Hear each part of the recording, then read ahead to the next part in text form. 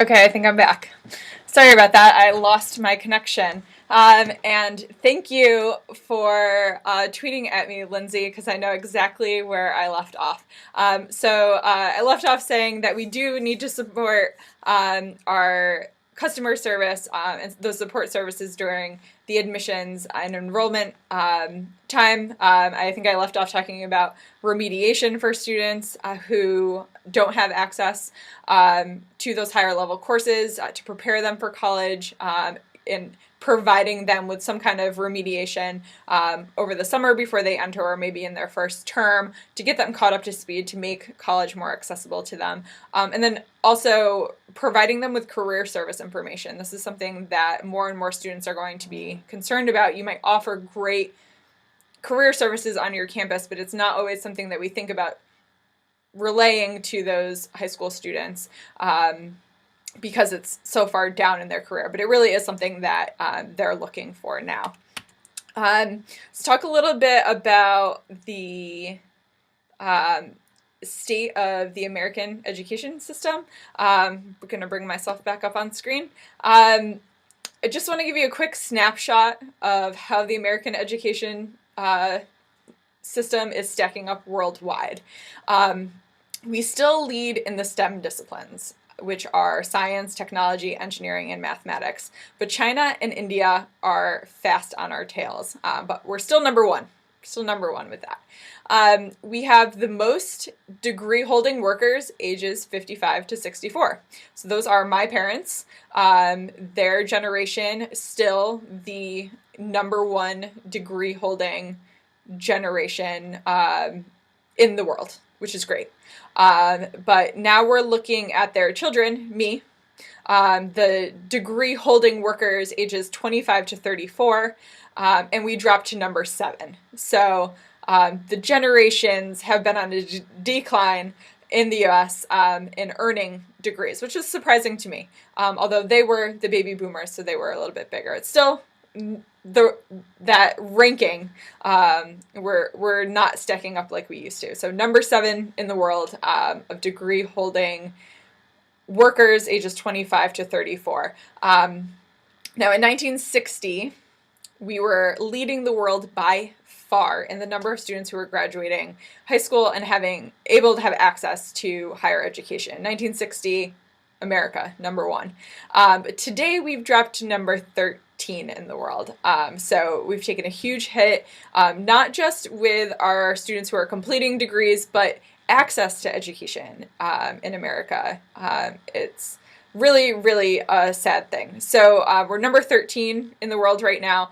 And in that time, from 1960 until now, Korea has jumped from number 27 in the world to number 1. So it is absolutely possible to get our education systems back in line and get us back to where we need to be. And I'm hoping that encouraging us to think about what our students are looking for, what they need to be provided by admissions counselors to gain access to higher education will help us all. So that's a quick snapshot of the American education system. I want to talk a little bit about what I do and what I believe. I'm working a lot with our marketing communication strategies in the admissions office at my institution, I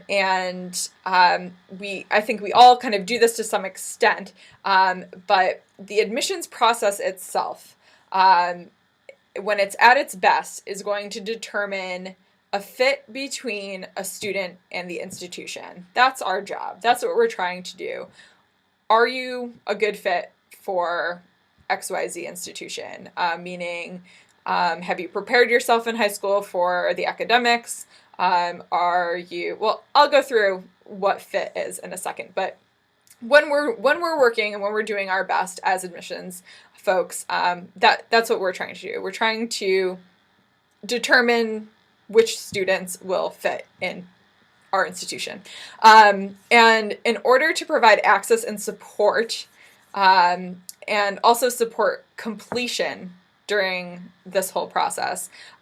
We really do need to focus on the fit of the student. So it's not just about how we're admitting folks, but it's about how we're providing access to students, and it's about how we're supporting completion at the university. And sometimes we're not thinking in those ways. So I'm going to talk about fit. People know that I like talking about fit.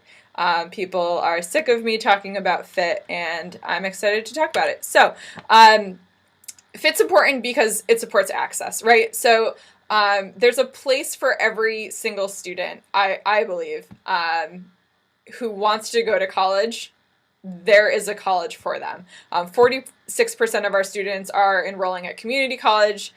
37% of our students are enrolling at four-year public colleges, and 17% of our students who are going on to college are enrolling at four-year private colleges. So there are different kinds of institutions for these students, but anyone who wants to go to college, I believe there is a college for them. It's just about understanding what is going to fit for them. So we need to have a clear picture of what college options are available to all students. And we need to be able to communicate to those students that a college education is within reach. This means in reach financially, academically, and that students are supported through to completion.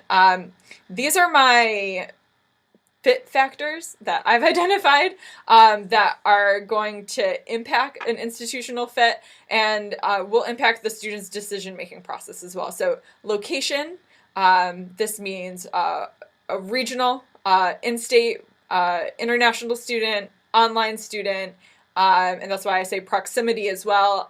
Location is definitely one of the factors. Are you a student who wants to go far away? Are you a student who's a homebody? Are you someone that wants to commute and save the room and board cost? Location is absolutely a huge fit factor. Support services. This is where we're talking about remediation. This is where we're talking about providing what a student needs to be successful on your campus.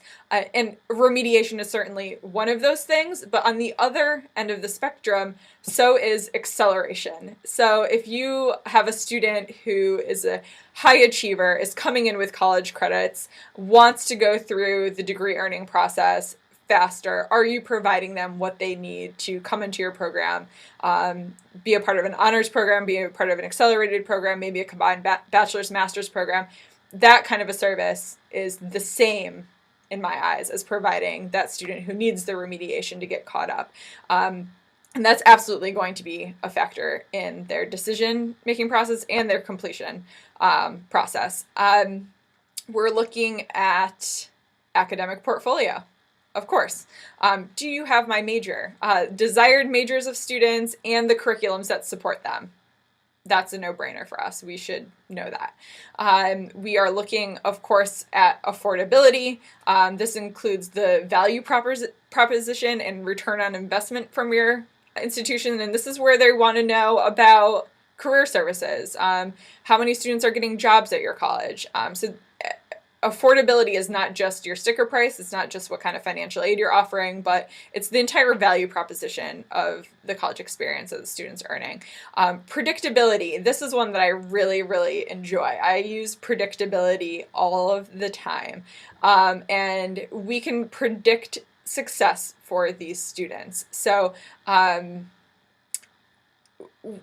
this is part of our decision-making process, whether we know it or not. And so as a college admissions counselor, you need to be able to predict whether the applicant to your college is going to be a success on your campus. And as a prospective student, you want to be shown other student success stories to be able to predict yourself, to be able to envision yourself on that campus. So I'm going to talk about some of the things that I'm doing that kind of hit at that fit factor. Then the last factor that I have up there is culture, and that's about the social match. You can't ignore the social match of a student's decision-making process and their ability to succeed on your campus. So those are my fit factors for you. I hope you enjoy them. Next up, I, again, want to talk a little bit more about what I do because it's my show and I can. So I'm going to talk a little bit about how I've developed marketing communication strategies based on these factors. What I've got for you is a breakdown of some of the things that I think you need to know when you're developing your marketing communication strategy that will support those fit factors that I just went over. So I'm going to show you how I've been leveraging communication technologies to reach different target markets. But these are pretty basic elements of a communication strategy. I'm not going to run through them for you. I'm actually going to break them down. So first one up, knowing your market. I'm not going to speak about your brand and your market selection. You need to know where your best fit students are and how they're finding you. You need to know your market influencers, how to leverage those market influencers, especially. I'm going to talk a little bit more about parents because parents are really, really important. But know who these market influencers are. Provide these people with knowledge about your brand and allow them to advocate for you. These people especially provide genuine, trusted, authentic communication to your market at a low cost. There is the so-called safe way to create brand awareness, and that's in advertising because it's a controlled message with somewhat guaranteed reach. But today we have our content delivered to us by these influencers, and the messages are less controlled. So you want to consider press releases, citizen journalism, journalists and bloggers. These are going to be your greatest weapons because they can provide. You can provide these people with early search information, and I'm going to talk about that in just a minute, and they're going to deliver it back to their community. Word of mouth is always great. So we want to encourage that word of mouth. So I want to take a quick stop and just show you a few items that I've stolen recently. I've been on a college fair stealing kick, and I want to talk a little bit about parents and what I've seen some folks doing in order to provide parents some of the information that they need. And one is this booklet that I stole, A Parent's Guide to College. And this was put out by CUNY, the City University for New York, the Daily News, and U.S. News together. And it's a whole booklet of really great information. It has checklists that I love. It has student success and parent success stories. This is an awesome reference, and I saw a lot of parents walking around with these. So great shout out to the New York Urban League and CUNY and those media providers for putting this together. The next one that I stole that I love, I thought we were pretty smart in collecting parent email addresses for the past 5 or 6 years, but Rutgers has one of these on every one of their tables. One less after I stole it. But Rutgers has one of these on every one of their tables. Something for parents to pick up and fill out their contact information. So Rutgers is providing parents separate search information. It has a website targeted for parents, so admissions.rutgers.edu/parents is a website dedicated for parents. There are useful websites on here about visiting, financial aid, scholarship information, tuition and fees. You can see how important cost is. And then the Rutgers Parents Association. And if you want more information, you can rip off the back half and send it in to Rutgers. So awesome job providing parents information. More of us need to be doing that. Okay, and back to our regularly scheduled programming. We were talking about knowing our market and our market influencers. Of course, one of the market influencers is parents. The next thing I want to talk about is making communication commitments. Make these commitments when you are making your communication plan. Present your mission, brand, and your admissions processes very clearly, accurately, and with transparency. You have to be transparent through this whole entire process. You have to provide concise information about programs and requirements. You have to make selection criteria during the admissions process, and select students based on value and equity. So those are commitments just wanted to throw out there that we should be making. We want to provide authentic content to our students. We want to provide information in a timely manner. So in your communications, it's critical to be authentic, to know what channels work best for you, and to make sure you're telling your story. Some of the most effective outreach will involve that face-to-face communication that happens when your admissions counselors are out on the road, but there's ways to leverage technology and kind of simulate that face-to-face interaction also. So show off your college community and make sure that it's the real you, be authentic with that. Highlight student success stories, campus pop culture, and your campus pop culture note is most likely not your mainstream pop culture. So I like to say that it's okay to let your freak flags fly. Students need this information to make a more informed decision about their cultural fit. So be authentic, and this is going to allow for that predictability factor that we have in there. Providing this timely information to students is really, really important. So you have to know what your students are thinking at which part of their search process. And students that are just starting their search process really only care about three things: where you're located, if you have their major, and how much you cost. If you meet these criteria, you will probably make it on their list. If you don't, then you're out, and that's fine, because those are huge fit factors, and those are going to be important to the student right off the bat. But that's what we need to provide them. So when you're handing student information, some of the first things that I'll do at a college fair is say, here's our general information. This is where the list of all of our majors are. If you flip it over, you'll see where we're located, and you'll see our cost of attendance. And instantly they're relieved. They know, okay, this is what I wanted to know. And what else can you tell me? Now you've delivered me the main things that I'm looking for. Let's have a conversation about what else happens at your institution. As students move through the admissions process, the intensity of the search doesn't change, but the kind of information they're looking for definitely changes. So late search information includes timetables, curriculum explanations, and reliable financial aid estimates. Even later in the decision-making process, they're going to be seeking more information about the community and the mission, and that's as they're trying to envision themselves as students on your campus. So understanding what's happening in their search process is really helpful when you're developing your own communication strategy. All right, what else do I have for you? I guess the last note is being able to provide that support to students. The admissions process is a complicated thing, and the communication that we're delivering just needs to be simpler and clearer and more predictable for students. That's really it.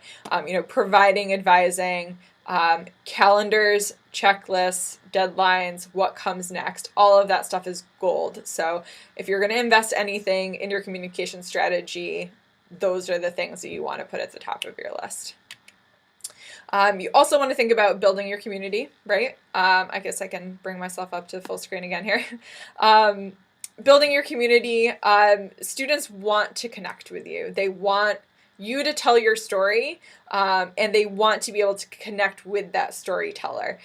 So allow them to join in the conversation. And of course, don't forget about the parents. Parents want to join into this conversation too. They're a part of this process and have a really big impact on the decision-making process. So share those community experiences, allow students to connect with your community, communicate the mission, allow them to join in, and it's really about providing those student leaders and student success stories. There's lots of different ways that you can deliver using and leveraging technology, and I'm going to show you a couple of the things I promise that are RIT is doing. So once you have your recruitment goals in place, and I hope that you're going to commit to finding the best fit for your student, you want to make sure you're leveraging technology through the channel that students want to be reached, right? So know what works best for your institution. If you have high yield from applicants that visit campus, invest in a virtual tour that delivers a similar kind of experience to that of what a student would get if they were actually on your campus. Academic profiles are really important, especially earlier in that search process. But the nomenclature, accreditations, different degree types, they vary from place to place. So you want to be clear about that. Major finders should support curriculum and career search. So it's not just about, do you have my major? It's what kind of courses am I taking and what kind of a career am I going to get? And I'll show you a really great example of a major finder that we've implemented here at RIT.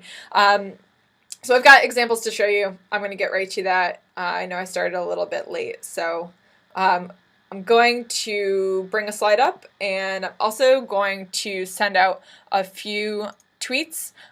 You can follow these tweets by searching the Admissions Live hashtag. So this project is something that we have recently launched at RIT. We launched a Google Street View tour. It's a really, really exciting project that came out of our admissions office. Last fall we had, was it last fall? I think it was fall 2010 maybe. We had the Google Street View trike on our campus. It might have already been on your campus, especially if you have an urban campus. But in the fall of 2010, the trike came to RIT, took a Street View look at every inch of our campus, every single walkway. So you really don't get much more authentic than 360-degree views of every inch of your campus taken during a random school day. So this project is live. I just sent out a tweet to that. Please go check it out and tell us what you think. You'll see all sorts of really cool surprises in there from us, different videos and photos and all different kinds of location-based social media that's going on. So hope you enjoy that. The next thing that I want to show you is our Pathfinder. This is out of our College of Imaging Arts and Sciences.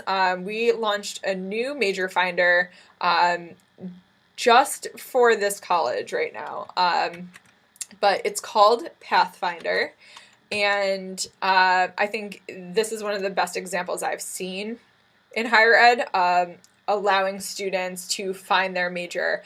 So students start by choosing a category of academic interest that you'll see on the left-hand side, and then they'll follow their path to one of the majors offered at RIT.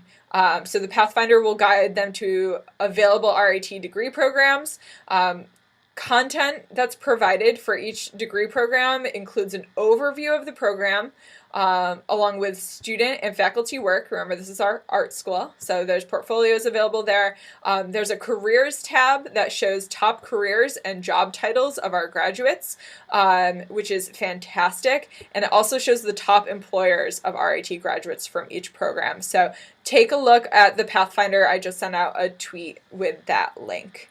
The last thing that I want to show you is an example of what's going on at RIT is some of the projects that I'm working with students. So we provide lots of video content through video blogs and webisodes made for students by students. These RIT students are actual social media ambassadors for the undergraduate admissions office. And prospects interact with these current students through their blogs, through their YouTube channel, on Twitter, on Facebook. Our international team's also been leveraging video for admissions interviews using Skype and webinars using Adobe Connect. But I'm going to send out a link to one of the video blog examples that I have from our student, Allie, just so you can have an idea of really simple student-generated content that is incredibly authentic. Really easy to do. Our students are armed with iPod touches. So really cool, simple things. And if you have more interest in that, I have many more Admissions Live episodes that can follow. So I am going to wrap up, I think, there. Just, want to talk a little bit about that late search process and decision-making process for students when they're shifting their focus from that information gathering to envisioning themselves on your campus. Most of the students have kind of gone through this phase, right? So May 1st is over.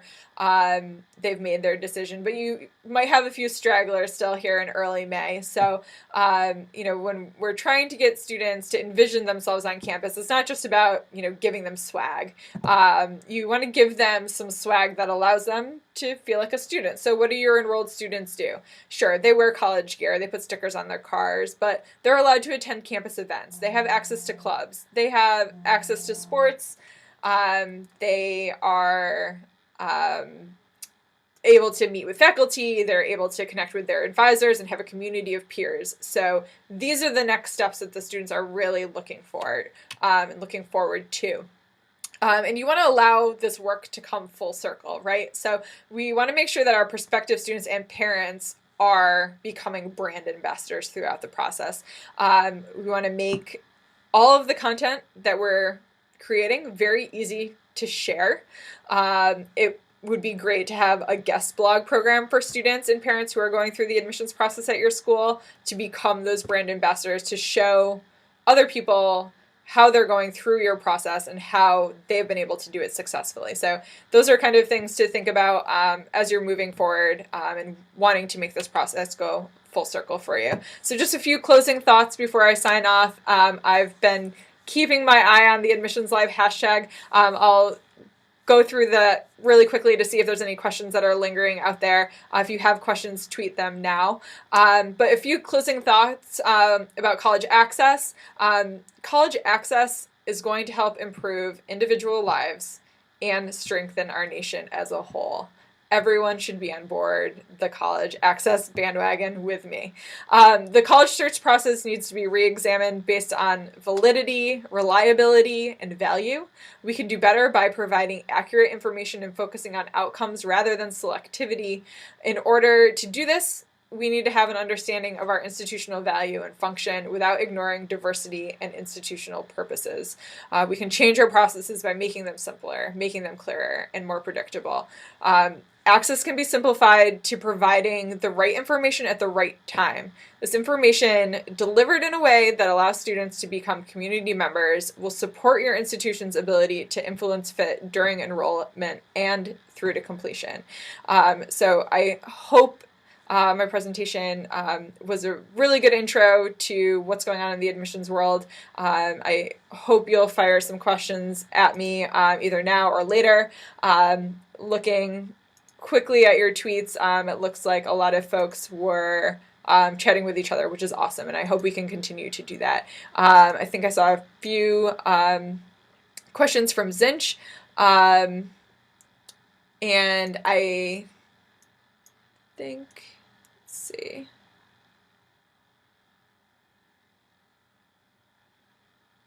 And I think I'm going to hold those questions for next week or a future show because we're talking a little bit about social media past the 8 o'clock hour, so I don't want to leave you folks hanging out there too much longer. I will follow up with questions online though, so please continue to tweet at me at Ashley Hen and using the Admissions Live hashtag. Might not have a show next week. Please stay tuned. I'm traveling and I will probably be on the road during our time slot, but I will keep you all updated at higheredlive.com and we will likely be here every Tuesday at 7 p.m.